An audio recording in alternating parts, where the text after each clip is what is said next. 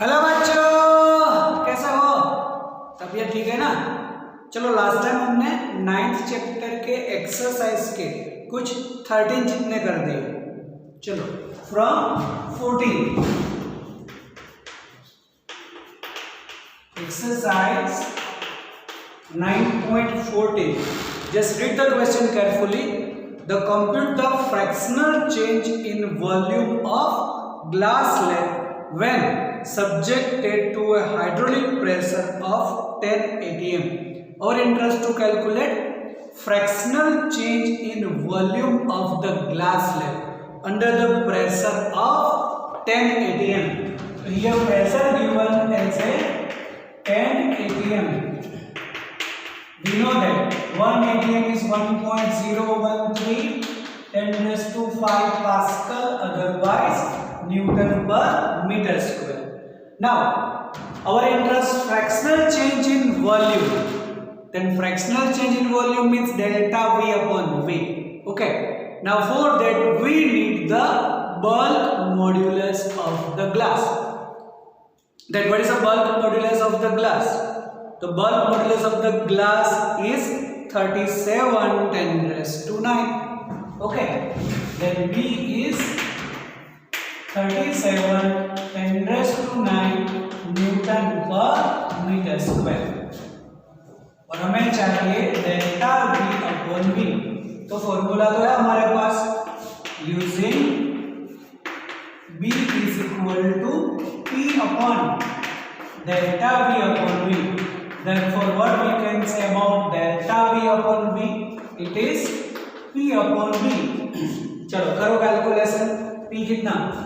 10 into 1.013 10 raised to 5 divided by it is 37 and 10 raised to 9. Therefore, delta V upon V, चलो ये अगर मैं multiply कर दूं then it is 10.13 and 10 raised to 5 और नीचे 37 10 raised to 9 अगर ऊपर करें तो -9 plus 5 it is -4। चलो तो करो calculation. It is 10.13 divided by 37 it is 0.2737 10 raised to -4 और फ्रैक्शनल चेंज है इसलिए यूनिट तो आएगा ना। चलो अब इसी में ऐसा भी कर सकते हैं हम, अगर 10 raised to -2 करना है then it is 0.0027 एंड अब अगर हमें परसेंटेज चेंज करना है, वैसे तो यही आंसर हो गया लेकिन परसेंटेज चेंज करें, percentage change in volume means delta V upon V into 100%। तो अगर 100 से मल्टीप्लाई करें तो ये तो कैंसिल हो जाएगा। It is 0.0027%। ओके, चलो नंबर 15 क्या है 15 में? Determine the volume contraction of solid copper cube 10 centimeter H when subjected to the hydraulic pressure of 7 into 10 raised to 6 Pascal। देखो यहां पर हमें एज ए कॉपर क्यूब दे रखा है, उसकी लेंथ है हमारे पास, length L is equal to 10 centimeter means it is 0.1 मीटर। तो इसका वॉल्यूम कर सकते हैं हम, volume of the cube V is equal to L cube. तो L क्यूब अगर करें 0.1 मतलब 10 raised to -1 का स्क्वायर करें तो डायरेक्ट लिख सकता हूं 10 raised to -3 metre cube and pressure given the P is equal to 7 into 10 raised to 6 Pascal। Okay, अब मटेरियल है हमारा कॉपर, तो कॉपर का बल्क मॉड्यूलस क्या है? तो कॉपर का बल्क मॉड्यूलस है 140 10 raised to 9। you can say 1.4 into 10 raised to 11 also you can say. The 140 10 raised to 9 है, then 1.4 10 raised to 11 और our interest to calculate change in volume. बस तो यही formula. Again bulk modulus using B is equal to PV upon delta V. Therefore, what about the delta V? Then it is PV upon V. चलो, तो value क्या है pressure की? तो pressure को आप डायरेक्ट मल्टीप्लाई अगर हम कर दें तो देखो 7 into 10 raised to 6 and V मतलब 10 raised to minus 3 upon 1.4 10 raised to 11. Okay, तो बस यही होगा 7 divided by 1.4 it is 5.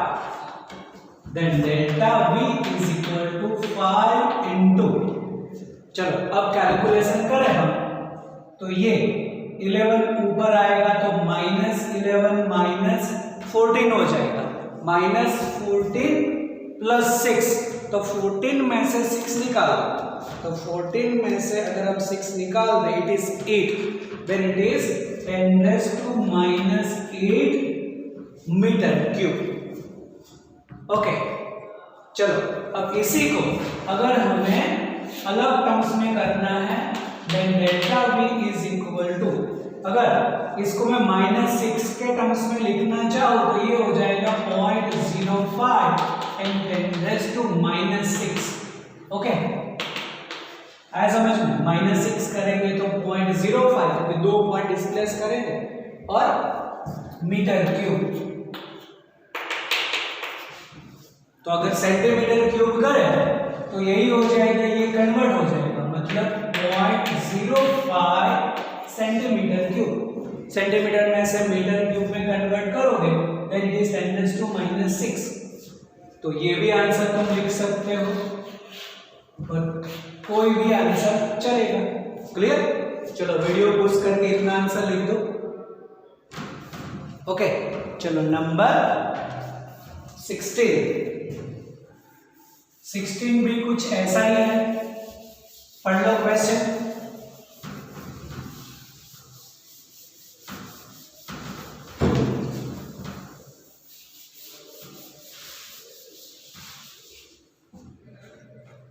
में भी कुछ सेम टू सेम वॉल्यूम के हिसाब से ही कुछ दे रखा है हमें, कैलकुलेशन हमें वही करनी है 16 में भी.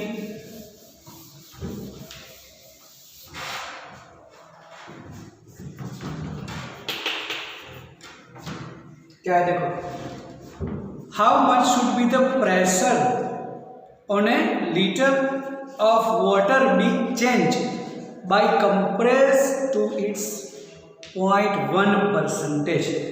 मतलब वॉल्यूम का ऐसे हमें फ्रैक्शनल चेंज दे रखा है और प्रेशर हमें फाइंड करना है.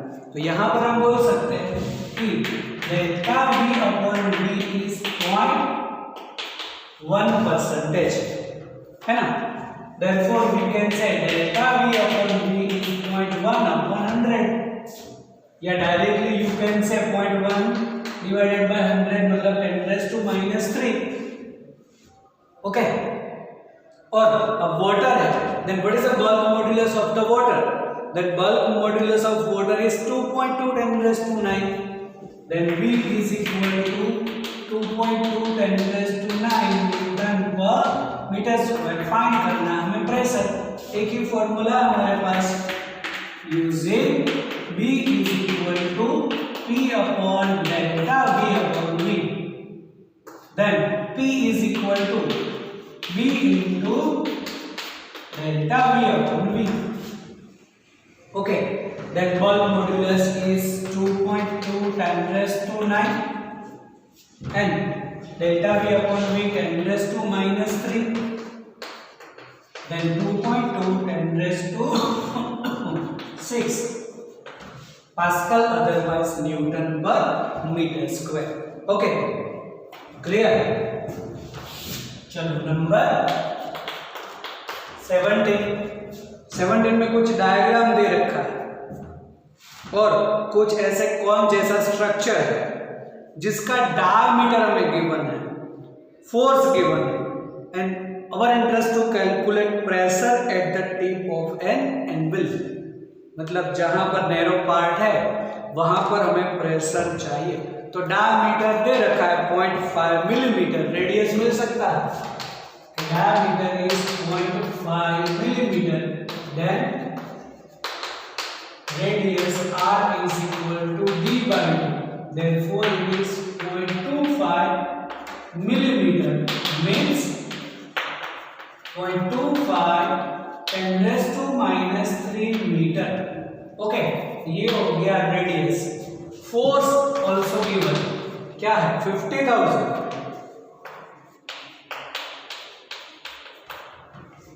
और हमें फाइंड करना है प्रेशर। तो पहले तो एरिया हो सकता है, area A is equal to pi r square, means 3.14, r square मतलब 0.25 का स्क्वायर, और 10 raised to minus 3 का स्क्वायर हो जाएगा -6। तो पहले एरिया का कैलकुलेशन कर दो कि 0.25 का स्क्वायर करो इनटू 3.14 कर दो, it is 0.19625 10 raised to minus 6 metre square. ये हो गया हमारे पास एरिया, बस अब प्रेशर चाहिए। Then now pressure P is equal to F upon A, means 50,000 divided by 0.19625, और 10 raised to minus 6 है तो ऊपर +6 लिख सकते हैं हम। ओके, चलो, then what about the pressure? Then 50,000 divided by 0.19625, it is 254,777.07 and 10 raised to 6 pascal, otherwise Newton पर metre square.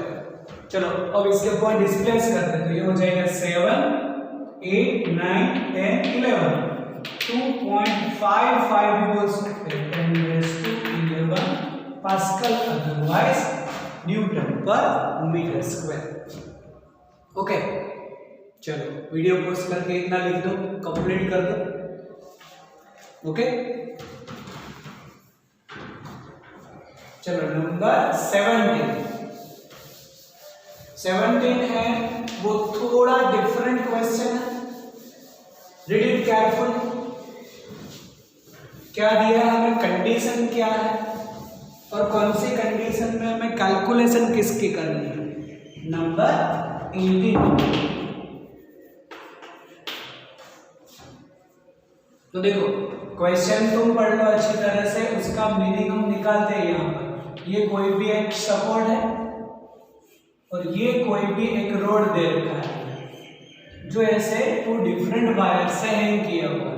Okay, one as a wire A and B, A given as a steel wire and B given as a aluminium.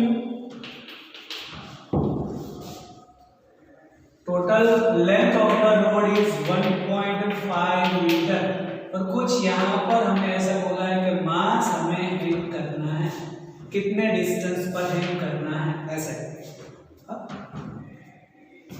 कि at what point along the road should be the mass m suspended in order to produce equal stress and equal strain for both aluminium and steel wires।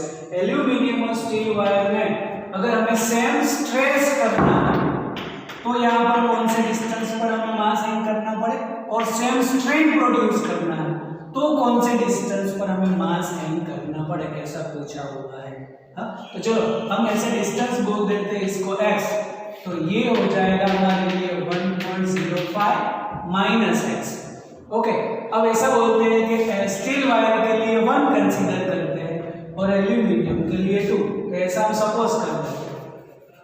Late steel wire as 1 and aluminium is 2।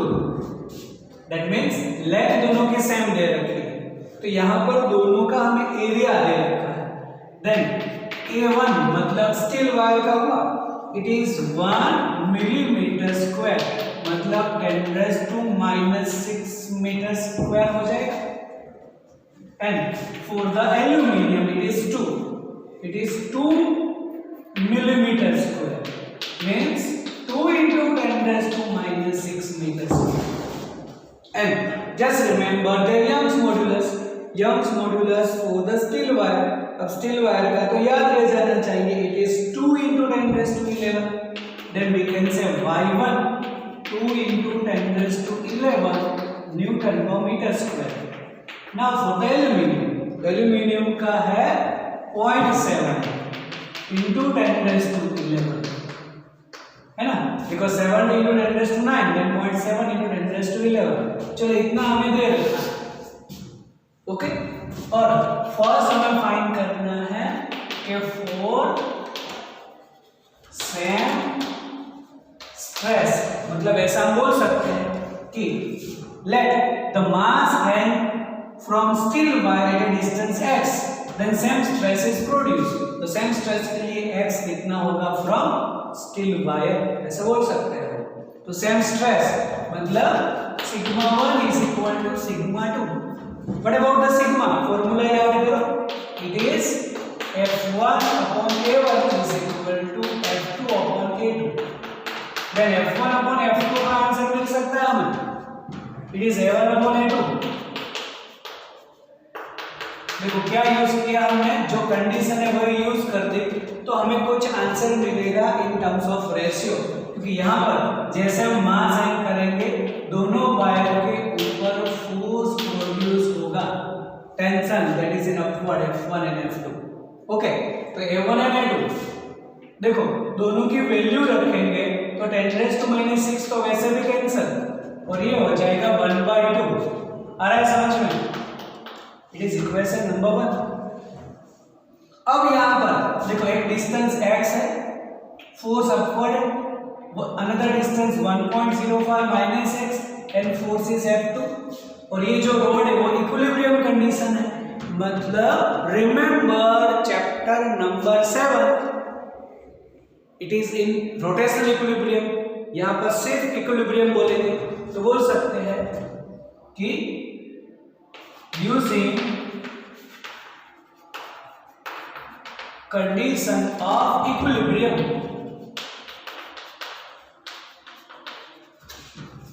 इसका मतलब तुम यहां पर x को extend करो तो इस direction में R से F करोगे तो ये इनवर्ड आएगा, और इसको तुम एक्सटेंड करोगे और इस साइड करोगे तो ये आउटवर्ड आएगा। दोनों का एंगल तो 90 ही है, मतलब sin 91, तो सिर्फ यही होगा F1 into x is equal to F2 into 1.05 - x। बोलो क्लियर? आया समझ में? वंस अगेन इसमें तुम करने जाओगे तो ये हो जाएगा इनवर्ड और ये होगा आउटवर्ड, और इक्विलिब्रियम में इनवर्ड आउटवर्ड दोनों same, R cross F 90 degree है इसलिए sin 91। तो यहाँ पर ऐसा कर सकते हैं F1 upon F2, और F1 upon F2 हो जाएगा 1/2, then I can write directly x/2। आया समझ में? चलो अगर प्रॉब्लम है तो एक स्टेप लिख दो कि F1 upon F2x is equal to 1.05 - x। अब कर दो F1 upon F2 हो जाएगा 1/2, दैट इज x/2 1.05 - x। लिख देना फ्रॉम इक्वेशन 1।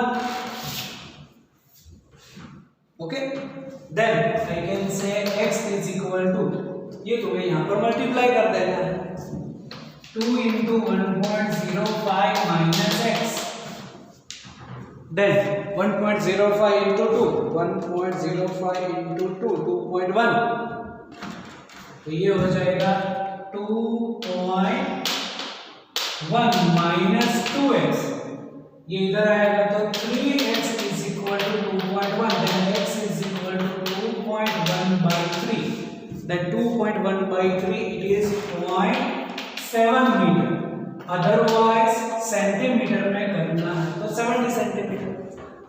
तो बोल सकते हैं कि when mass m is placed at 0.7 meter or 70 centimeter from steel wire, stress produced in both wire is same. क्योंकि हमने सेम स्ट्रेस के लिए कैलकुलेशन कर दी तो लास्ट में एक लाइन लिख देंगे कि whenever mass m is placed at x मतलब 0.7 या 70 centimetre from steel wire the stress is same. Stress same कर दिया और आंसर मिला तो स्ट्रेस वहां पर सेम होगा. ओके चलो लिख दो ये वीडियो पोस्ट करके क्योंकि अभी दूसरा आंसर बाकी है फॉर द सेम स्ट्रेन करके लिख दिया. चलो तब ये सभी कंडीशंस हैं सिर्फ सेकंड के लिए करने जा रहे हैं सेम स्ट्रेन के लिए.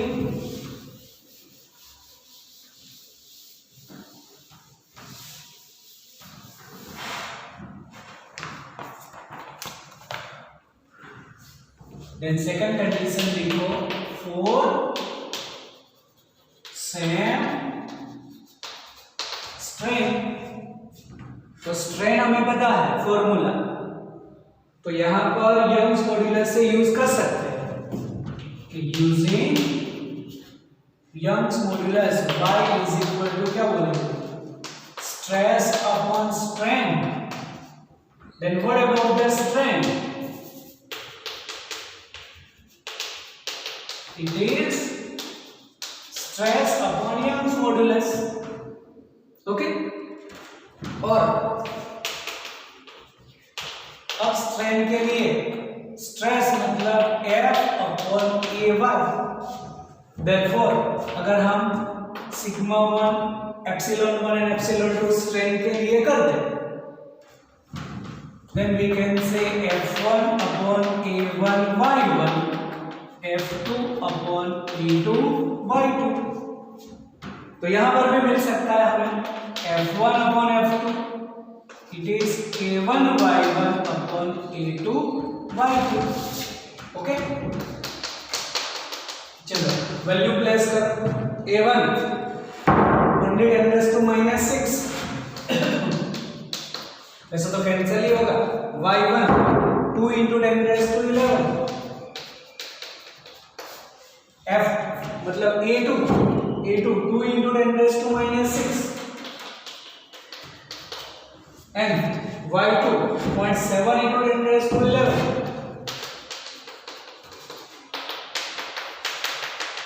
तो देखो क्या होगा 10⁻⁻⁶ कैंसिल 2 भी कैंसिल 11 भी cancel 1 divided by 0.7 1 divided by 0.7 को तुम लिख सकते हो 10/7 कि नहीं.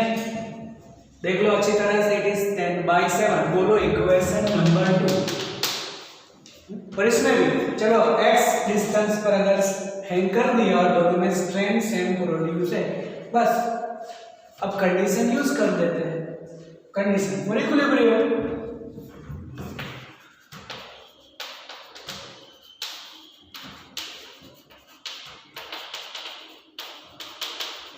तो कंडीशन ऑफ इक्विलिब्रियम क्या होगा. अब तो डायरेक्ट ये inward outward F1 into x is equal to F2 into 1.05 minus x. Then F1 upon F2x is equal to 1.05 minus x. What about the F1 upon F2? 10/7. It is 10x upon 7 is equal to 1.05 minus x. यहाँ पर बोल देंगे from equation number 2. Okay तो ये हो गया 10x is equal to 7 multiply करो direct multiply कर दो 1.05 into 7 it is 7.35 minus 7x, इधर आएगा तो 17x is equal to 7.35, then 7.35 divided by 17 कर दे, it is 0.432, then x is equal to 0.43 metre कर सकते हैं हम, अदरवाइज 0.43 सॉरी इंटू 100 करेंगे तो 43 सेंटीमीटर। तो लास्ट में सेंटेंस क्या लिखोगे आप कि when the mass is hang otherwise placed at 0.43 otherwise 43 centimeter from the steel wire, the strain produced in both the wire is same. Clear? Last में अब तुम्हें लिख देना है जैसे लास्ट में लिखा था उसमें अर्लियर में, फिर से बोल रहा हूं when the mass m hang at 0.43 meter is equal to 43 centimeter from steel wire, the strain produced in both the wire is same. ऐसा ही लास्ट में लिख दो। ओके चलो यहाँ तक लिख दो, वीडियो पोस्ट करके पूरा कंप्लीट कर दो।